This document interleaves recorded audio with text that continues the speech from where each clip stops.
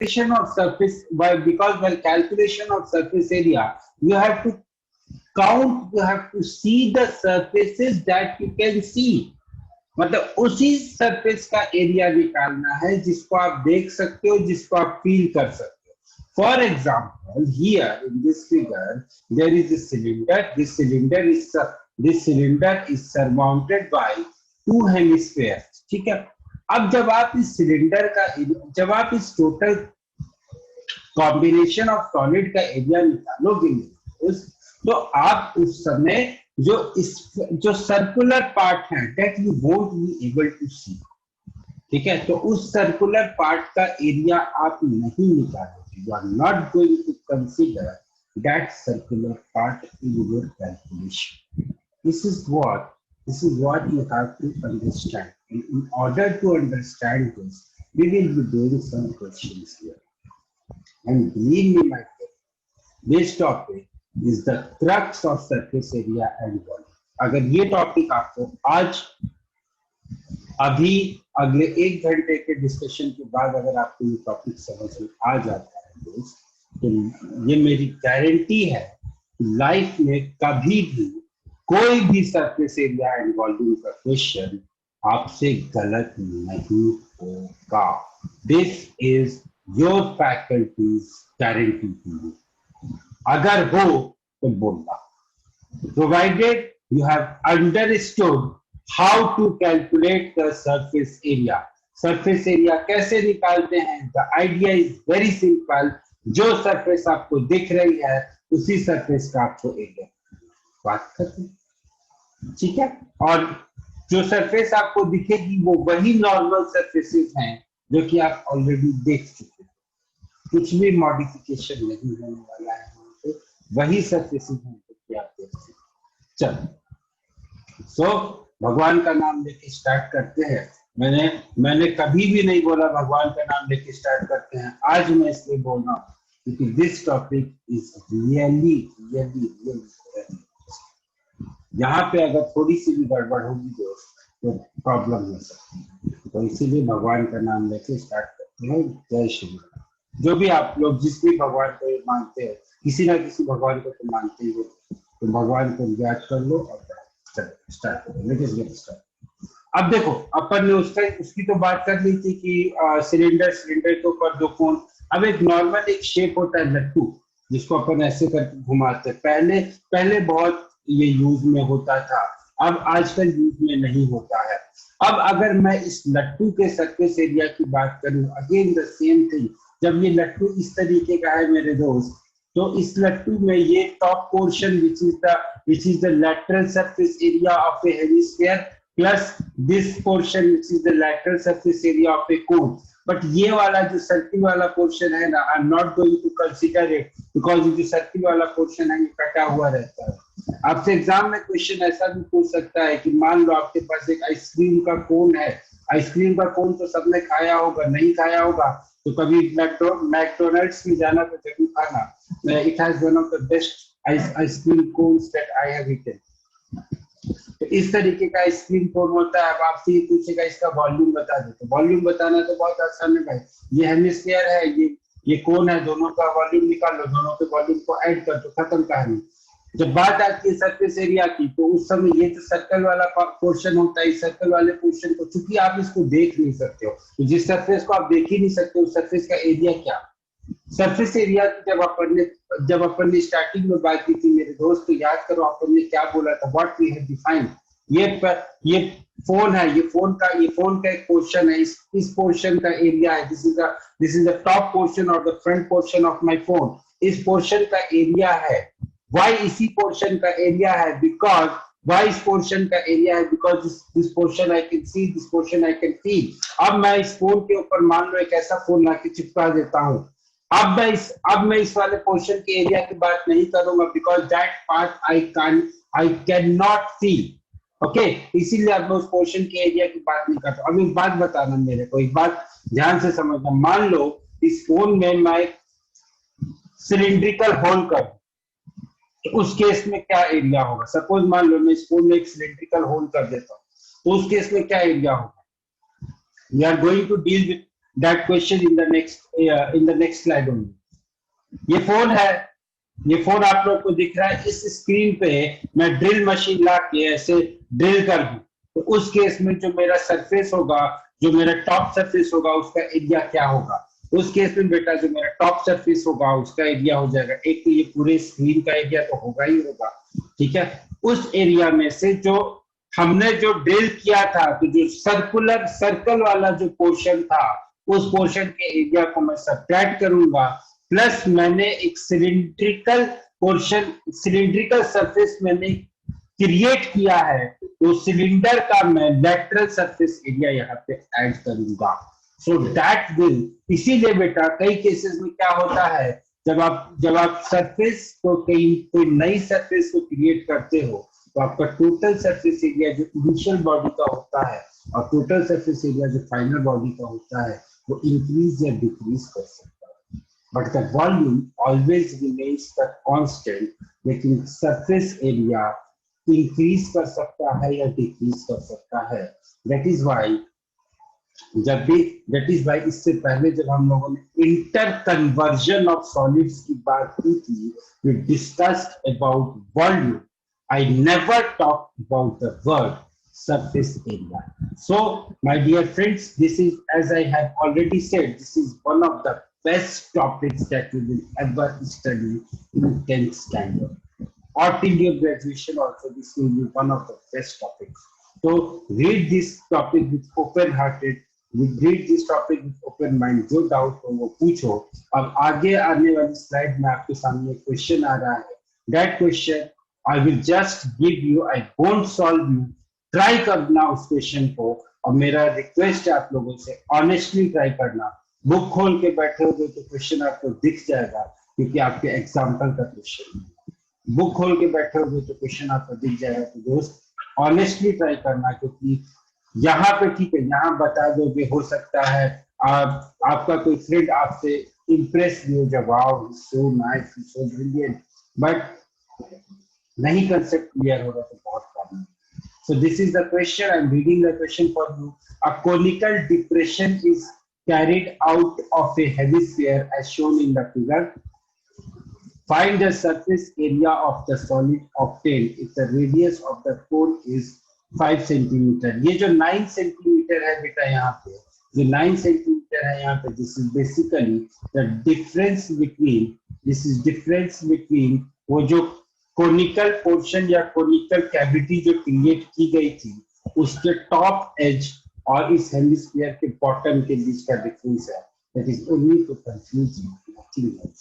So your time starts now to solve this question. It is 14:13 in my watch. I will wait till 16:13 करेंगे। जिन्होंने नहीं दिया है कोई बात नहीं, ऐसा कुछ नहीं है कि यू हैव लेफ्ट समथिंग।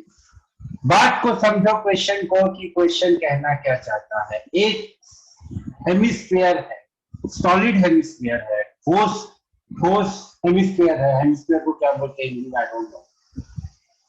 उस हेमिस्फीयर में से मैंने एक कोनिकल पोर्शन को कट किया। तो अगर मैं इस कोनिकल पोर्शन को कट करूंगा माय डियर फ्रेंड्स,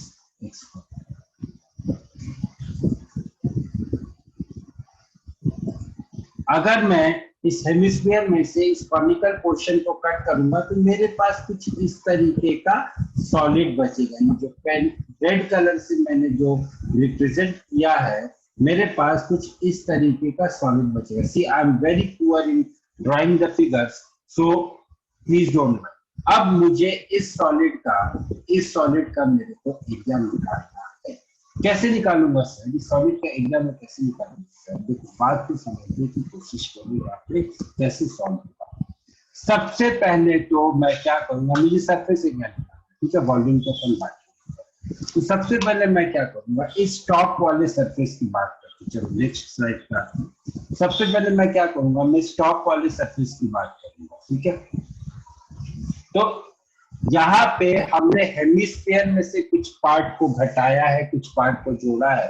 तो सबसे पहले I will write the total surface area of hemisphere. उसके बाद मैं क्या करूंगा, ये जो कोन है, ये जो कोन का बेस है, सिर्फ इस कोन के बेस को टारगेट करना। ये इस कोन के बेस के बराबर एरिया को तो अपन ने अलग कर दिया है, तो माइनस मैंने क्या किया, area of the base of cone, plus एक एडिशनल सरफेस मेरा यहाँ पे क्रिएट हो रहा है, that is this surface my dear friend. इसका भी तो एरिया जुड़ेगा ना, ये जो वी शेप्ड एरिया है, that also I am going to add. So this V-shaped area is nothing but the curved surface area of the cone. So my total area of this figure will be total surface area of hemisphere plus curved surface area of cone minus area of the base of cone. अब cone के base का radius कितना दिया होता है? Guess it was 5. So it will be 5 into 5 square. Total surface area of cone मेरे को दिया हुआ था, सरफेस एरिया ऑफ कोन हो जाएगा pi r l. Here one thing is very interesting my dear friends, कि this is 5, this is 12, so this will be 13, so this will be pi into 5 into 13 plus total surface area of hemisphere, this will be 4 into 5 into 20, 21 square, 3 into pi into 21 square. Solve कर लो, pi को common ले लो, answer निकाल लो, you will get your answer. Surface area of hemisphere बेटा 3 pi r square होता है, 2 pi r square plus pi r square which is equal to 2 pi r square. So don't try to confuse me. Soham, no, the answer will be perhaps 4283.7. The answer will be perhaps 4283.7. अब यहाँ पे समस्या ये आती है sir, इसको solve कैसे करें? बहुत बड़ी समस्या है, क्योंकि अगेन एग्जाम में you guys are not supposed to use calculators. So this is going to be a very big समस्या कि how should I solve it? पाई सबसे पहले कॉमन ले लो, पाई को जब कॉमन लिया 21 स्क्वायर इज इक्वल टू 441। 441 को जब मैं 3 से मल्टीप्लाई करूंगा तो it will be 1323। Please rectify me if I am wrong, but I don't think I will be wrong. This will B 1323 plus this will B 65 and minus 25।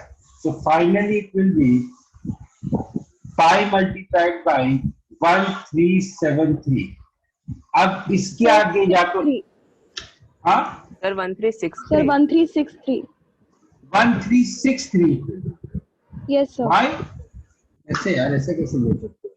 441 को जब मैं 1200 क्या बोल रहे हो यार तुम लोग? 1323 तो होगा, 1323 तो होगा यार। कौन बोल रहा था 1363? नाम बताओ सर जरा। फाइनल आंसर में, सर फाइनल आंसर में pi okay okay okay fine fine fine, ठीक है ठीक है ठीक है, हाँ ठीक है। So this will be 1363 into pi, 1323 plus 65 minus 40, this will be equal to 1363 into pi. So the final answer will be this one. और इसको अब चाहो तो आगे सॉल्व करो, चाहो तो मत सॉल्व करो। अगर क्वेश्चन में दिया हुआ है specifically take the value of pi is 22/7, then in that case you will have to solve it. अगर क्वेश्चन में कुछ नहीं लिखा हुआ है तो इतना करके भी छोड़ दो तो your examiner will be bound to give you marks.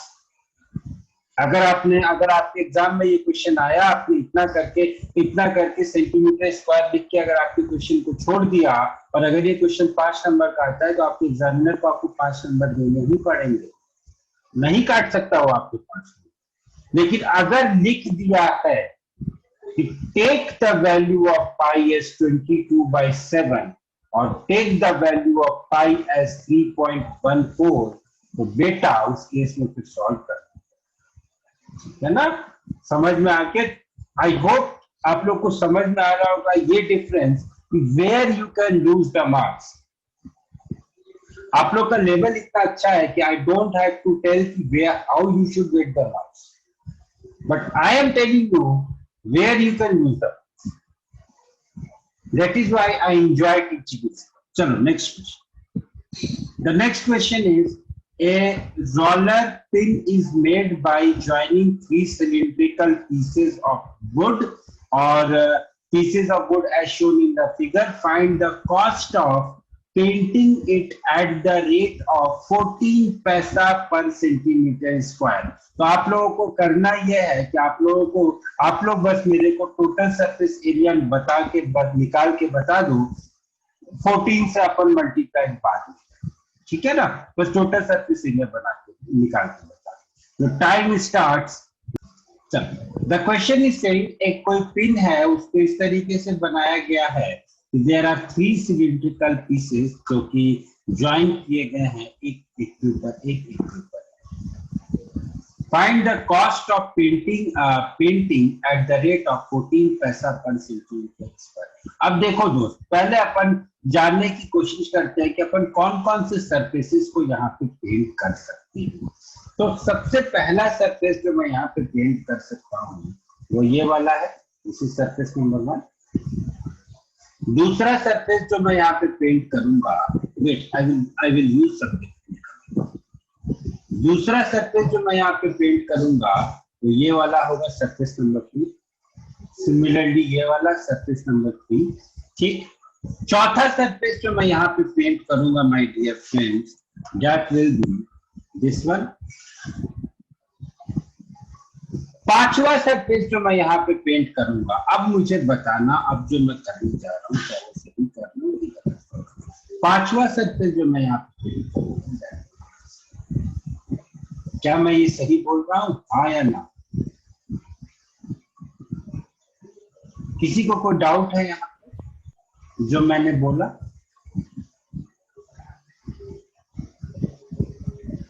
किसी को कोई डाउट है यहाँ पे इस बात में जो मैंने बोला? No, very good.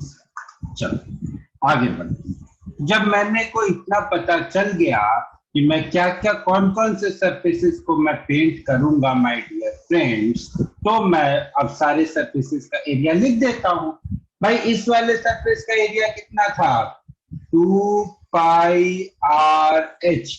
आर की वैल्यू पता है, एच की वैल्यू पता है, वो चीजें आप लोग देख सकते हैं, यहाँ से वो चीजें आप लोग लिख सकते हैं। There won't be any problem here I guess. इस वाले सरफेस का एरिया हो जाएगा pi into 5 square. I hope I am correct. इस वाले सरफेस का एरिया हो जाएगा पाई इंटू 5 स्क्वायर। इस वाले सरफेस का एरिया हो जाएगा 40 इधर, टोटल 60, 10 इधर 10 इधर, 2 पाई इंटू 5 इंटू 10। इस वाले सरफेस का एरिया हो जाएगा 2 पाई इंटू 5 इंटू 10। अब बचता है ये वाला सरफेस, ये वाला, तो इसका एरिया हो जाएगा pi multiplied by 10 square minus pi multiplied by 10 square minus 5 square. सबको जोड़ दो, आंसर आ जाए।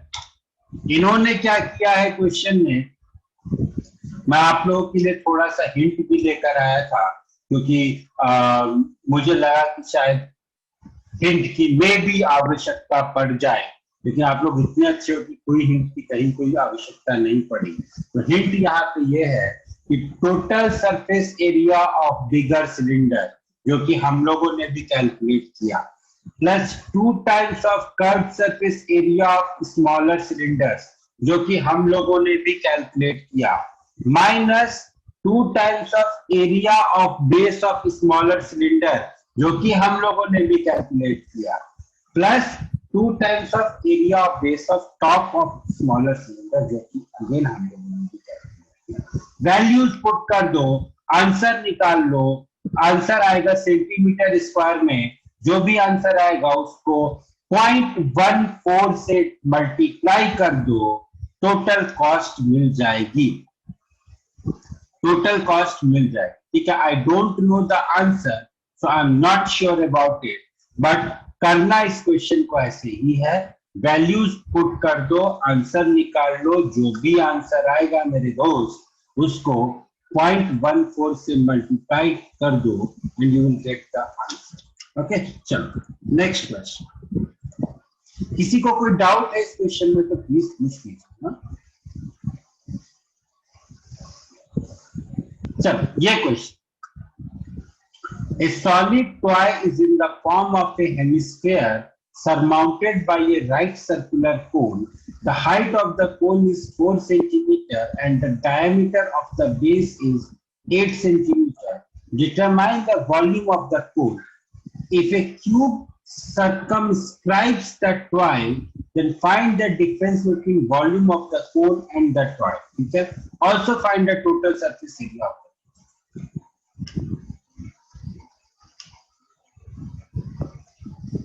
ठीक है Manpreet, the question is given in your book only, so you can verify it from there. अगर कोई discrepancy है तो do let me know because right now I don't have the answer. और answer को calculate करने से आप बेकार में आप लोग का time waste होता है. The idea was you should know how to calculate the volume, how to calculate the total surface area of a combination of solids. Because that is the thing which was necessary here.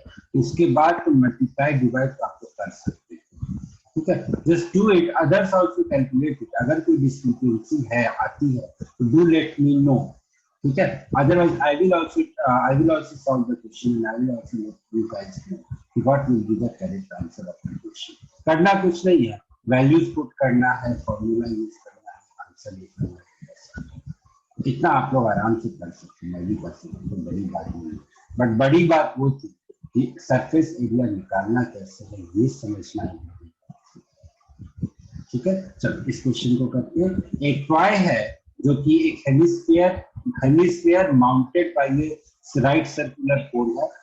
The height of the cone is 4 centimeter. इस cone की height है 4 centimeter and the diameter of its base is 8 centimeter. ठीक है sir?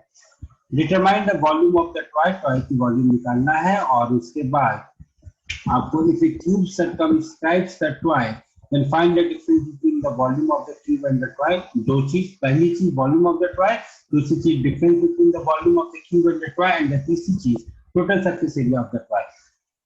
ज्यादा solve question को solve करके time खराब करने की जरूरत नहीं है. We will just discuss the idea here. Volume of the toy will be equal to volume of the cone plus volume of the hemisphere. इस toy की जो volume होगी that will be nothing but volume of the cone plus volume of the hemisphere. Volume of the cone is 1/3 pi r square h. Volume of the hemisphere is 2/3 pi r square h. दोनों को जोड़ दो तो आपको जो है इस toy का volume मिल जाएगा.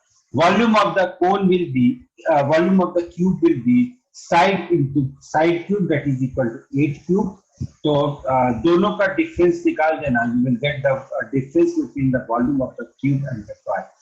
My point, I want to stress how you will calculate the surface area of the toy. तो toy के surface area निकालने का कुछ नहीं सर. एक इस तरीके से एक कोन को इस तरीके से एक स्फीयर के ऊपर हेमिस्फीयर के ऊपर माउंट किया हुआ है. तो ये वाला जो एरिया होगा ना, let me create some space for you. ये वाला जो चीज होगी ना, ये जो सर्कुलर पोर्शन होगा ना, that you won't be able to see. So the total surface area of the toy will be equal to 1 pi rl plus pi r square plus 2 pi. अब r की वैल्यू पुट कर दो, l की value put कर दो, पाई को पाई रहने दो, r की वैल्यू पुट कर दो, you will get the total surface area of the toy. So this is how you can do the questions very simply and very easily. You don't have to worry. You don't have to worry much about that.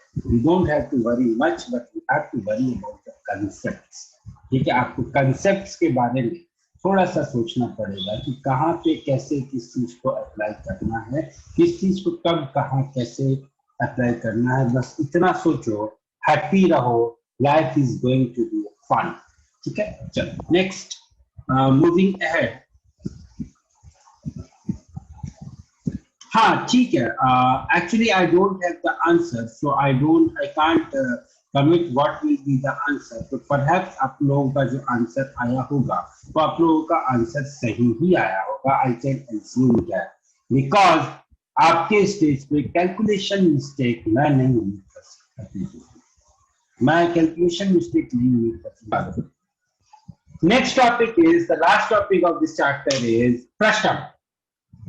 Frustum क्या होता है पहले इसको देखें. बाल्टी सब लोगों ने देखी, सबके घर पे बकेट होता है।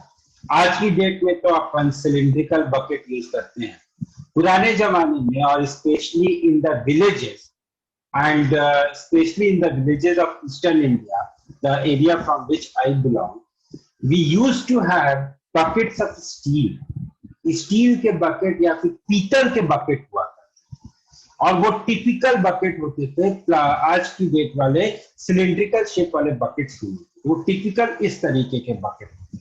उन बकेट्स को जब आप उल्टा करो, उन बकेट्स को जब आप उल्टा करते थे तो हमें जो शेप मिलता था उस शेप को अपन फ्रस्टम बोलते थे। वो बकेट कैसा होता था सर, उसका जो टॉप होता था ना, उसका जो टॉप होता था वो थोड़ा ज्यादा चौड़ा होता था, इस तरीके से इस तरीके से इस तरीके से, और यहाँ पे कहीं पे हैंडल होता था जिसका बटन उसको उठा लेते थे, ऐसे करके कुछ हैंडल हुआ करता है। ठीक, तो इस टाइप के इसको जो है अपन बकेट बोलते थे, इसको अपन बकेट बोलते हैं। आज की डेट में जो बकेट होता है वो मोर और लेस ऐसा होता है, उसमें कुछ ऐसा कोई खास ज्यादा डिजाइन नहीं है, तो टॉप बॉटम सब कुछ इतना ही। ठीक है, तो दिस इज ए बकेट। इस बकेट को जब मैं उल्टा कर दूंगा तो मेरे को जो फिगर मिलती है उसको मैं बोलता हूँ फ्रस्टम। अब हमें जो है इस फ्रस्टम का सरफेस एरिया निकालना है, इस फ्रस्टम का वॉल्यूम निकालना है, तो दो चीजें कैलकुलेट करनी है सर। कैसे कैलकुलेट करेंगे सर? प्रॉब्लम तो बड़ी, समस्या बड़ी भीषण है, क्योंकि हमने ऐसा कोई शेप तो पढ़ा नहीं, मैंने तो नहीं पढ़ा है, आप लोगों ने पढ़ा हो तो मुझे। ठीक है, now let me have a glass of water.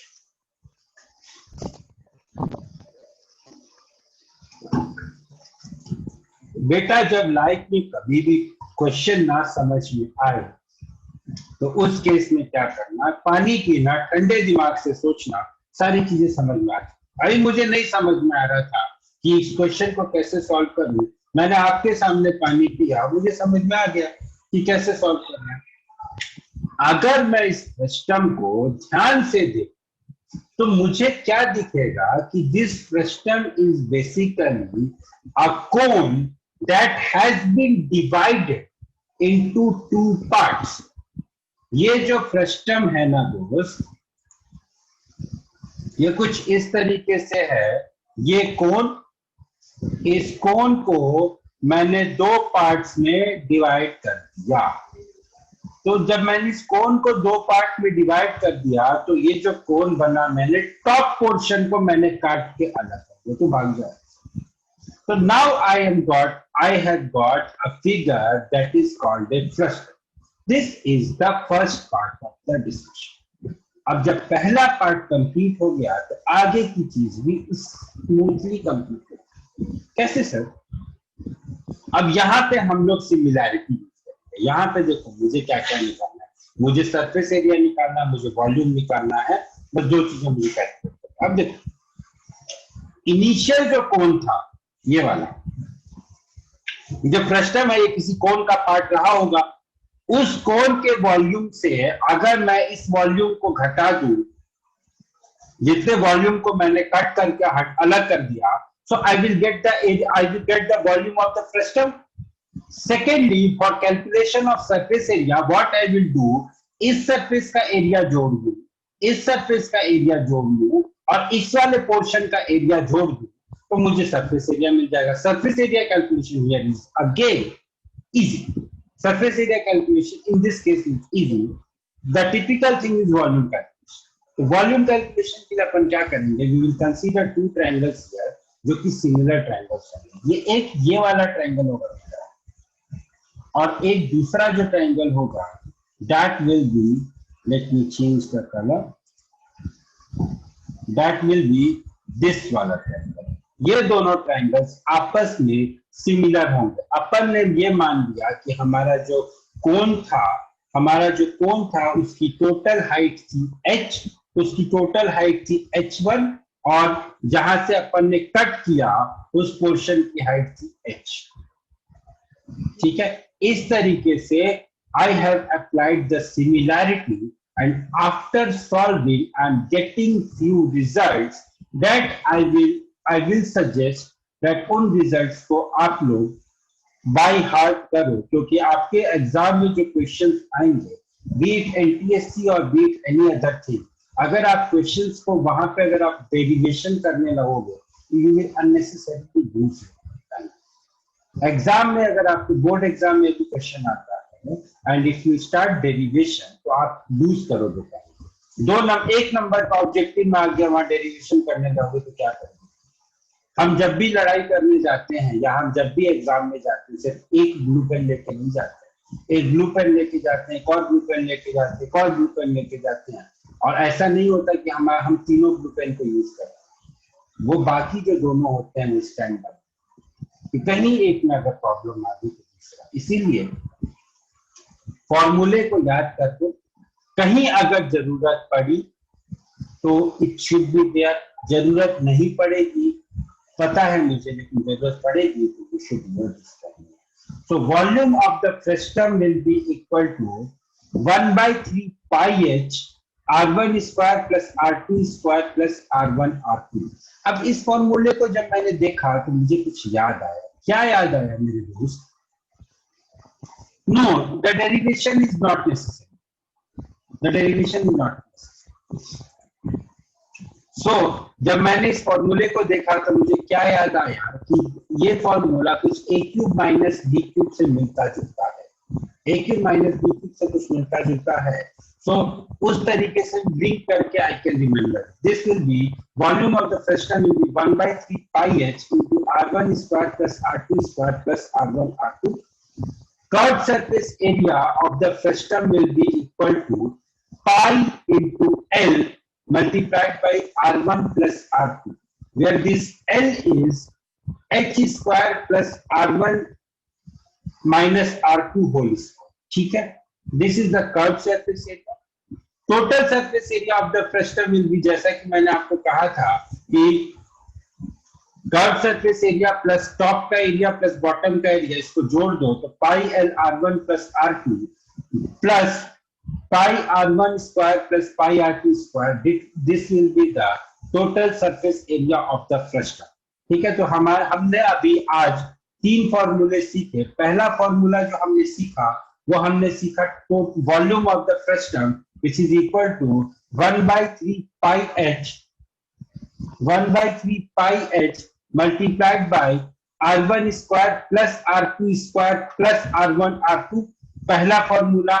दूसरा फॉर्मूला जो हमने सीखा वो हमने सीखा curved surface area of frustum will be equal to pi into L multiplied by R1 plus R2, ये हमारा दूसरा फॉर्मूला है। तीसरा फॉर्मूला जो हमने सीखा curved surface area, total surface area of the frustum will be equal to pi L multiplied by R1 plus R2 plus pi R1 square plus pi R2 square. ठीक है, वन फाइन डे जब अपन को question करने में जरूरत पड़ेगी then definitely I will tell you how we can derive this formula। कभी ना कभी टकराते हुए मैं आपको इस फॉर्मूले का डेरिवेशन जरूर बता दूंगा, but in order to score very high marks in the exam ये फॉर्मूलों को याद करना। मैंने शायद ही आपको कोई फॉर्मूला बोला होगा याद करने के लिए, इस फॉर्मूले को याद कर लो, क्योंकि वॉल्यूम तो आप आसानी से निकाल लोगे, लेकिन कर्व सरफेस एरिया और टोटल सरफेस एरिया के डेरिवेशन में थोड़ा सा पंगा फंसता है और भूल गए तो दिक्कत हो जाएगी। तो इसीलिए वॉल्यूम तो आप निकाल सकते हो, there won't be any problem there, but curve surface area और टोटल सरफेस एरिया में थोड़ा सा पंगा है। इसलिए बोल रहा हूँ मेरे दोस्त कि एटलीस्ट ये दोनों फॉर्मूले तो याद कर ही लो, बाकी ये वाला तो अपन कभी ना कभी कहीं ना, ठीक है, क्योंकि आई am very poor in remembering. लेकिन मेरा काम तो हो चुका है, आपका काम अभी करना बाकी है, इसलिए आप याद करें। ठीक है, एटलीस्ट इन दोनों फॉर्मूले को जरूर।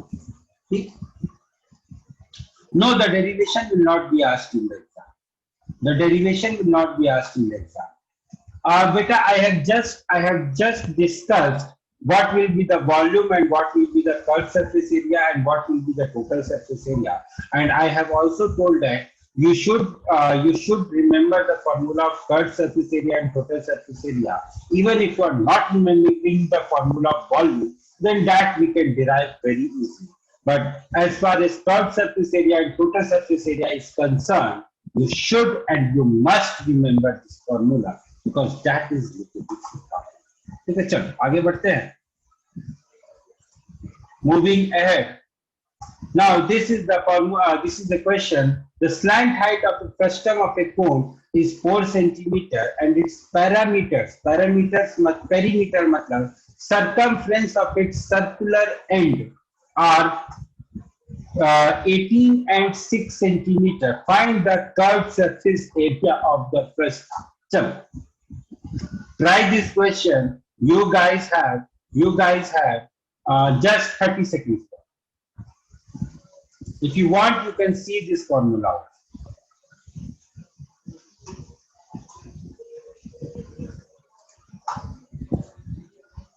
I will write this formula on the next. I will write this formula on the next slide for you. Curved surface area of frustum is equal to pi L R1 plus R2. ठीक है, और यहाँ पे इन्होंने ये दिया है the slant height of a frustum of a cone is 4 centimeter. ठीक है, and the perimeters of its circular end are 18 and 6. तो आपको बताना है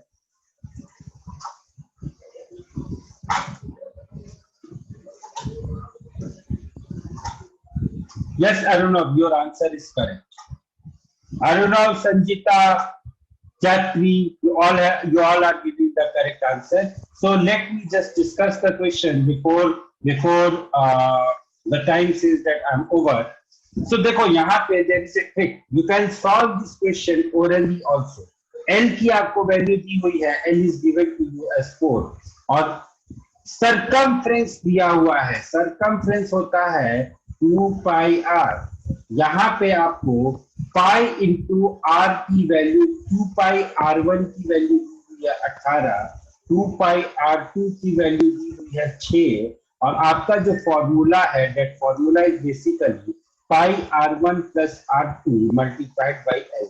तो मैं क्या करूंगा, इन दोनों को ऐड कर दूंगा और 2 से डिवाइड कर दूंगा. क्या किया मैंने सर, मैंने किया pi into r1 plus r2 multiplied by 2 will be equal to 24. So pi into r1 plus r2 will be equal to 24 by 2, which is equal to 12. Now this is equal to 12 or 12 into 4 will be equal to 48. I calculated this question orally and I hope you guys also solve this question and sabhi ka answer sahi hai. So there is no need to worry about it. So my dear friends, okay. So my dear friends, this was all about this